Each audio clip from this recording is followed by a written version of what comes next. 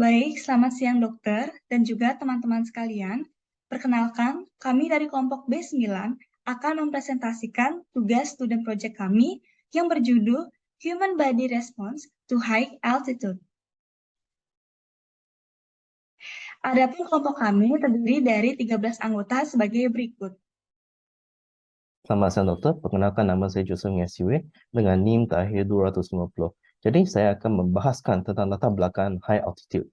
Jadi selama manusia hidup, perubahan tidak ada hentinya datang untuk memperindah dinamika kehidupan seorang manusia. Jadi seorang manusia harus mampu menyesuaikan diri dengan kondisi hidupnya agar ia dapat mempertahankan kelangsungan hidupnya. Dan inilah dipanggil sebagai adaptasi. Manusia dapat tinggal di dataran yang tinggi maupun dataran yang lebih rendah. Perbedaan tempat tinggal iaitu dataran tinggi dan dataran rendah memunculkan pertanyaan fisiologi tentang apakah ada perbedaan terhadap tempat tinggal mereka serta mengingatkan bahawa manusia memiliki kemampuan adaptasi yang membolehkan mereka menyesuaikan diri. Selain itu, saya akan membahaskan rumusan masalah. Jadi rumusan masalahnya apakah pengertian dari high altitude? Dan apakah perbezaan fisiologis manusia yang tinggal di dataran yang tinggi dengan dataran yang rendah? Dan seterusnya adalah apakah kelainan di dalam tubuh manusia yang bisa timbul akibat high altitude? Jadi selain itu akan dibahaskan oleh teman saya. Terima kasih. Baik, selamat siang dokter. Perkenalkan, nama saya Nilo Putri Suwari Ardadarani dengan 3 digit NIM terakhir 183.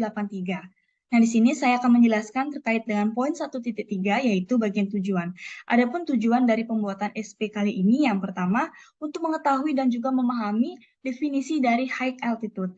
Yang kedua, untuk mengetahui dan juga memahami perbedaan secara fisiologis antara masyarakat yang tinggal di dataran tinggi dengan masyarakat yang tinggal di dataran rendah. Dan yang ketiga adalah untuk mengetahui dan juga memahami kelainan yang dapat muncul dari adanya high altitude. Lanjut ke bagian 1.4, yaitu bagian manfaat. Adapun manfaat yang kami dapat dari pembuatan SP ini yang pertama, dari segi masyarakat, dapat memberikan suatu edukasi yang informatif terkait dengan kondisi high altitude, mulai dari pengertiannya sampai jenis kelainan yang dapat ditimbulkan dari fenomena tersebut. Dan jika dilihat dari segi penulis, maka dapat meningkatkan kemampuan berpikir dan juga menulis yang baik, sehingga dapat menciptakan karya-karya lainnya yang kritis dan juga edukatif. Perkenalkan, nama saya Putri Nita Wiracahyani dengan NIM 220511185. Di sini saya akan menyampaikan terkait pengertian dari high altitude itu sendiri. High adalah titik atas atau titik puncak, sedangkan altitude adalah posisi ketinggian suatu objek dari suatu titik tertentu. Umumnya, titik ini adalah titik permukaan laut. Suatu permukaan tanah akan dikatakan sebagai dataran tinggi apabila jaraknya dari permukaan laut melebihi 2.400 meter atau setara dengan 8.000 kaki. Di pengklasifikasiannya, dataran tinggi terbagi menjadi 3 kategori utama, yaitu dataran tinggi yang umum, dataran yang sangat tinggi, dan dataran tinggi ekstrim. Dataran tinggi yang umum memiliki jangkauan jarak dari 8.000 hingga 12.000 kaki. Dataran yang sangat tinggi berjarak antara 12.000 hingga 8.000 kaki, dan dataran tinggi yang ekstrim dengan jarak melebihi 18.000 kaki dari permukaan laut. Nah, ciri-ciri bahwa dataran itu adalah dataran tinggi, di antaranya adalah hawa yang lebih terasa dingin daripada di permukaan air laut. Peristiwa ini terjadi akibat tekanan udara yang rendah yang juga dapat menyebabkan kesulitan dalam bernafas bagi manusia saat berada di dataran tinggi. Selain itu, tingkat radiasi di dataran tinggi juga lebih tinggi daripada di permukaan air laut. Hal ini terjadi akibat berkurangnya perlindungan radiasi kosmik dari atmosfer.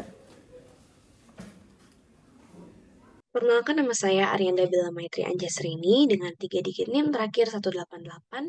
Di sini saya akan mempresentasikan subbab 2.2 yaitu fisiologi tubuh manusia terhadap high altitude atau ketinggian.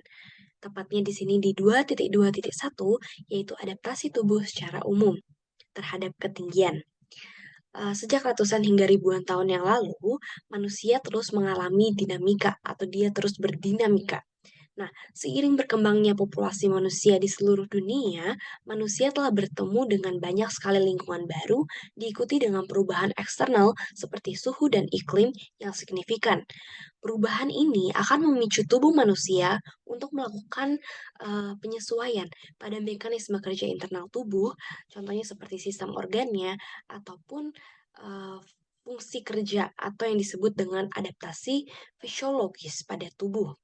Nah, gunanya itu untuk menjaga keadaan homeostasis atau seimbang dan menunjang kehidupan manusia pada lingkungan tersebut. Nah, high altitude ini akan menyebabkan beberapa perubahan pada mekanisme kerja tubuh, seperti pada metabolisme, vaskularisasi, kontraksi otot, kardiorespirasi, dan lain-lain. Individu yang melakukan perpindahan ke ketinggian ini akan mengalami adaptasi jangka pendek, seperti kenaikan kepingan hemoglobin, keping darah, seperti sel darah merah, dan resting ventilation. Sedangkan populasi manusia yang telah hidup dari generasi ke generasi di ketinggian, mereka cenderung akan memiliki adaptasi permanen hingga mungkin perubahan ke genetiknya. Nah, contohnya populasi Tibetan dan daratan tinggi Arlipano yang secara unik tubuh mereka ini membentuk suatu ketahanan atau resisten terhadap kondisi hipoksia, di mana hipoksia ini adalah kondisi regio tubuh mungkin kekurangan oksigen karena di high altitude oksigen itu akan menipis. Nah, pada mereka yang memang populasinya di ketinggian, mereka ini akan membentuk suatu ketahanan yang disebut dengan hipoksia tolerant. Baik, sebelumnya perkenalkan saya Ana Agung Sagung Raneksuma dengan 3 digit NIM terakhir 181. Saya akan menjelaskan fisiologi muskuloskeletal terhadap high altitude atau ketinggian tinggi. Pertama, saya akan menjelaskan sedikit mengenai fisiologi sistem muskuloskeletal. Sistem ini terdiri dari sistem rangka dan sistem otot. Kedua sistem ini kemudian akan bekerja sama untuk membentuk postur tubuh, menopang berat badan, melindungi organ vital sebagai alat gerak, dan untuk menjaga homeostasis tubuh. Nah, berikut adalah dampak ketinggian tinggi terhadap sistem muskuloskeletal pada studi yang dilakukan pada pendaki gunung dan penghuni dataran tinggi. Yang pertama, terjadi penurunan tekanan parsial dan saturasi oksigen. Akibatnya, sistem muskuloskeletal tidak dapat bekerja dengan baik. Yang kedua, hilangnya progresif lemak tubuh, protein, air, dan mineral yang penting bagi pertumbuhan dan kesehatan tulang dan otot manusia. Yang terakhir, penurunan massa otot. Mungkin sekian yang dapat saya sampaikan. Mohon maaf apabila terdapat kesalahan. Baik, sebelumnya terima kasih dokter atas waktu yang telah diberikan kepada saya. Perkenalkan nama saya Amelia dengan 3 digit NIM terakhir 207. Di sini saya akan menjelaskan mengenai fisiologi tubuh manusia pada high altitude, khususnya pada sistem respiratori. Yang pertama, saya akan membahas mengenai high altitude terhadap sistem respiratori. Jadi kita ketahui bersama bahwa sistem respiratori manusia sebagai penyaring oksigen menjadi bagian yang vital dalam beradaptasi di daerah dataran tinggi. Adapun ketidakmampuan penyesuaian diri pada kondisi ini mampu berpotensi memicu berbagai penyakit akut hingga kronis.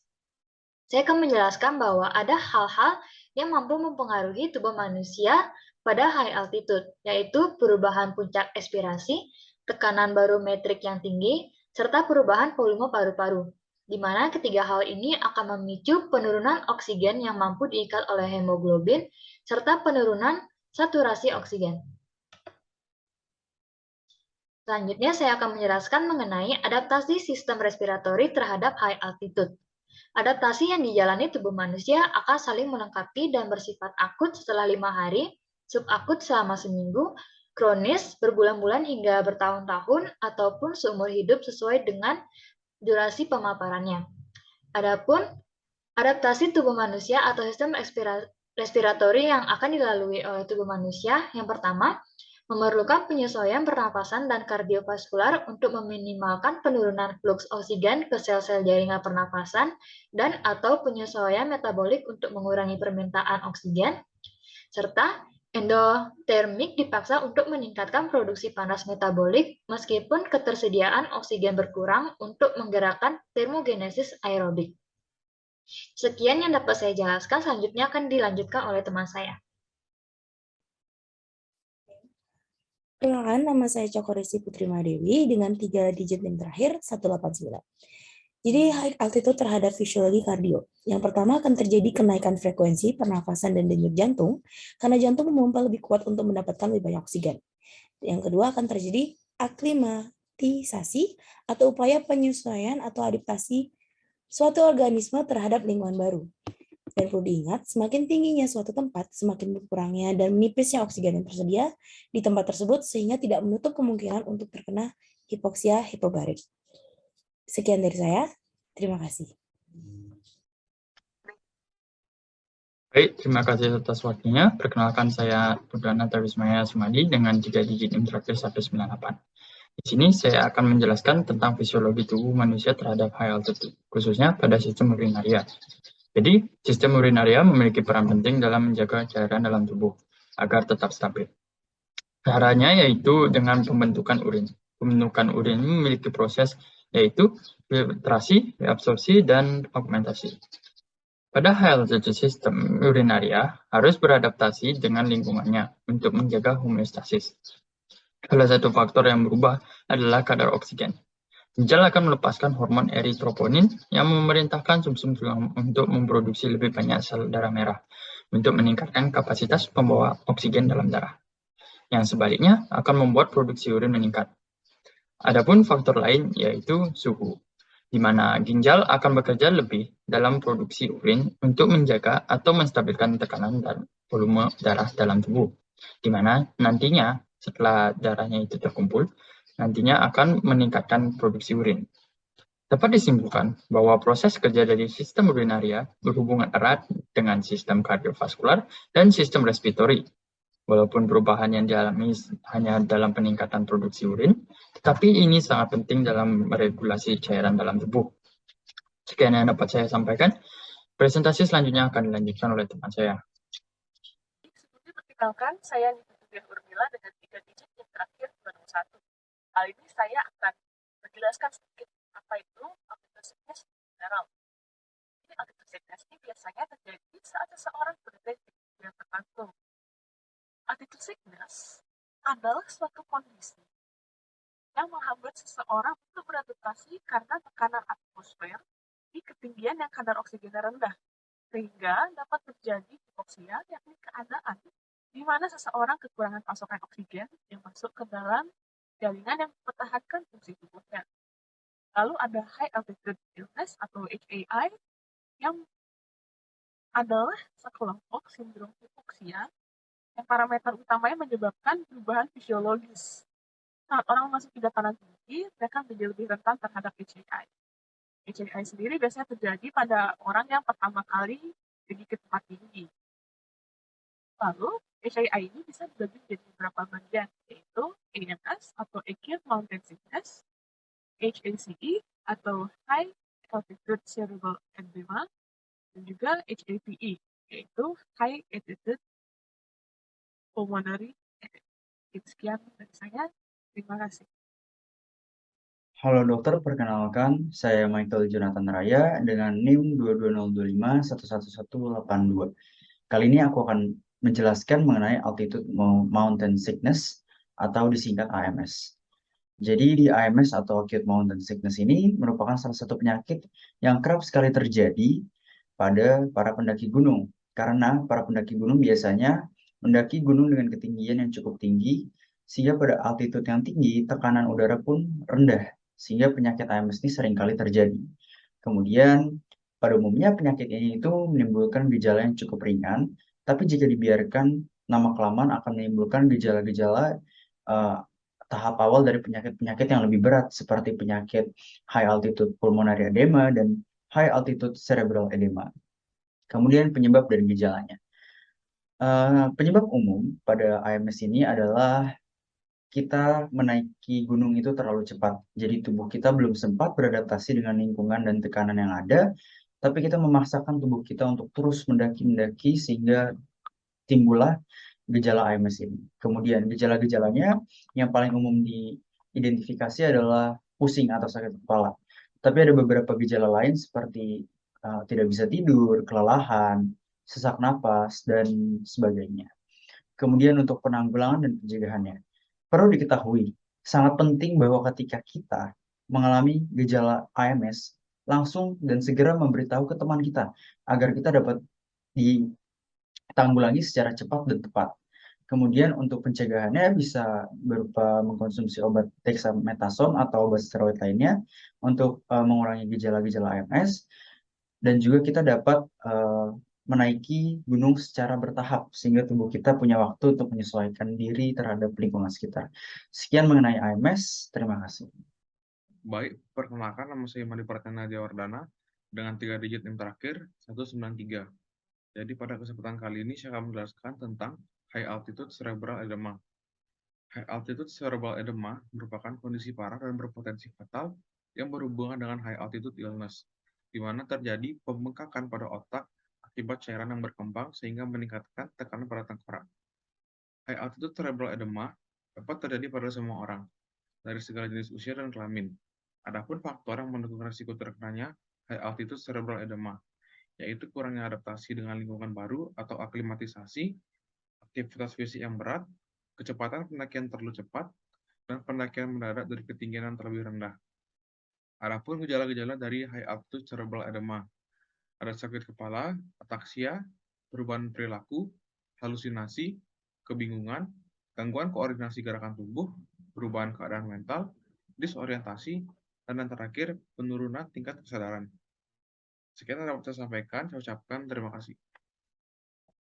Perkenalkan, nama saya Nyoman Gede Wiragunatri Paramarta dengan 3 digit NIM akhir 180. Sekarang saya akan menjelaskan tentang salah satu altitude sickness, yaitu High Altitude Pulmonary Edema atau yang disingkat dengan HP. Jadi, High Altitude Pulmonary Edema atau HP atau dalam bahasa Indonesia, edema paru ketinggian tinggi adalah penyakit tentang ketinggian yang biasanya terjadi pada orang yang baru pertama kali mendaki. High altitude pulmonary edema ini ditandai dengan adanya penumpukan cairan di paru-paru yang bisa sangat berbahaya bahkan mengancam nyawa. Gejala-gejala dari high altitude pulmonary edema ini ada yang pertama ada cyanosis, yaitu kebiruan pada kulit. Yang kedua ada penglihatan mata kabur, sesak nafas, sulit berjalan, dan lain sebagainya. Mungkin sekian dari penjelasan saya. Terima kasih. Baik, izinkan saya untuk menyampaikan kesimpulan dari student project kami kali ini. Sebelumnya, perkenalkan nama saya Gede Vivekananda Rusdi dengan NIM 220251190. Baik, kesimpulan. Perubahan tidak ada hentinya untuk datang ke dalam hidup manusia. Dengan begitu, kemampuan adaptasi manusia sangatlah diperlukan untuk menyesuaikan dirinya dengan perubahan eksternal. Hal tersebut pun terjadi ketika manusia tinggal di dataran tinggi atau yang dapat disebut juga dengan daerah dengan high altitude. Pengertian dari high altitude atau dataran tinggi adalah suatu permukaan tanah yang berposisi lebih dari 2.400 meter atau setara dengan 8.000 kaki di atas permukaan laut. Ciri-ciri dari daerah dataran tinggi adalah hawa yang lebih dingin, yang disebabkan oleh tekanan udara yang lebih rendah dibandingkan yang lainnya. Kondisi ini sangatlah ekstrim bagi manusia, sehingga diperlukan adaptasi yang cukup banyak dari tubuh manusia. Perubahan atau adaptasi yang terjadi pada tubuh manusia disebabkan oleh high altitude terjadi di beberapa sistem, yaitu sistem organ ya, yang dimaksud adalah sistem muskuloskeletal, respiratori, kardio, dan juga urinary. Manusia yang tinggal di dataran tinggi akan melakukan proses adaptasi pada sistem muskuloskeletal dengan menghilangkan fat-free mass dikarenakan stres akibat otot rangka yang dikarenakan kurangnya oksigen di dataran tinggi yang dapat disebut dengan hypobaric hypoxia. Hypobaric hypoxia ini juga berdampak kepada sistem respiratori tubuh manusia yang mengakibatkan subjek harus beradaptasi dalam proses transportasi oksigen untuk mengatasi hypoxia sebagai akibat dari kurangnya ketersediaan oksigen untuk pertukaran gas. Pada di dataran tinggi, sistem urinaria tidak memiliki pengaruh yang signifikan, yaitu hanya peningkatan dalam produksi urin. Tetapi bisa dikatakan adaptasi dari ginjal sangatlah penting. Ini dikarenakan semua proses metabolisme memerlukan cairan, dan tanpa adanya regulasi cairan, maka tubuh tidak dapat bekerja dengan optimal. Dan regulasi tersebut tidak akan terjadi apabila tidak ada adaptasi dari ginjal ini sendiri. Sistem kardio juga akan beradaptasi dengan ketinggian. Terdapat kenaikan frekuensi pernafasan atau denyut jantung sehingga denyut nadi dan tekanan darah meningkat karena jantung memompa lebih kuat untuk mendapatkan lebih banyak oksigen. Selanjutnya, high altitude tidak hanya membuat tubuh beradaptasi, tetapi tubuh juga dapat mengalami beberapa masalah seperti AMS, high altitude cerebral edema atau HCE, high altitude dan juga high altitude pulmonary edema atau HAPE. Untuk saran, tentunya terhadap penulis yaitu kelompok kami, SGDB 9, sudah menyadari jika dalam penyusunan student project di atas masih banyak ada kesalahan serta jauh dari kata sempurna. Dengan adanya student project yang berjudul Body Response to High Altitude ini, penulis berharap pembaca dapat menerima pengetahuan baru terkait respon adaptasi tubuh manusia terhadap lingkungan yang berada pada dataran yang tinggi atau high altitude, serta dapat mengerti mengapa tubuh merespon sedemikian rupa ketika berada di dataran tinggi atau high altitude. Sekian dari kelompok kami mengucapkan terima kasih. Baik, sekian presentasi yang dapat kami sampaikan. Mohon maaf apabila masih terdapat kekurangan dalam tugas ini. Akhir kata, terima kasih atas perhatiannya.